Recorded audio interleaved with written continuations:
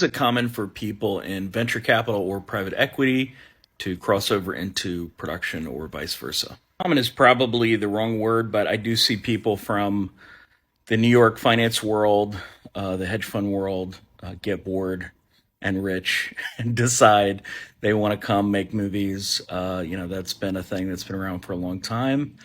And they understand structured finance, so they're a pretty good fit for the independent film world.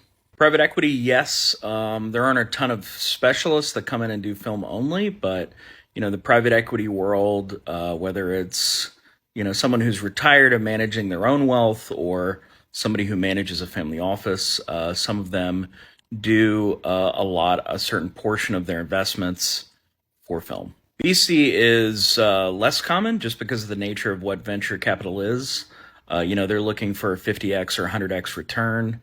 And film is more of a traditional investment, believe it or not. It's not really some crazy off the wall casino investment. It's really not. It's more of a traditional investment akin to construction lending or something like that that's done all the time. There are safety mechanisms like bonds, and you get tax credits. They're similar to development tax credits that different states and stuff offers. So film does give you a good return, especially when you can turn the same money multiple times in 1 year. But it's just not the moonshot 100x return that most VCs are looking for. There is sort of a general reaction out there you get from people where they're like, "Oh, film is like a lottery; it's a roll of the dice," and that is not really true. The really risky film investments are usually done by people who either don't know what they're doing or they're just sort of scam artists.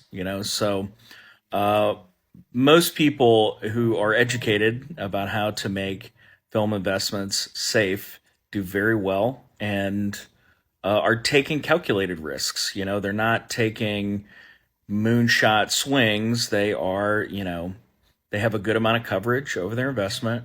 They know a certain amount that is going to come back, and then they take a piece of it and swing on that piece. So, for instance, it's very common to shoot in a tax credit state that collateralizes 25%, and either sell foreign first that might collateralize another 50, 60%, 70%, and then leave domestic open and hope for a really big domestic sale that ends up turning out big profits. There's a little bit of risk there, but that's a really common strategy.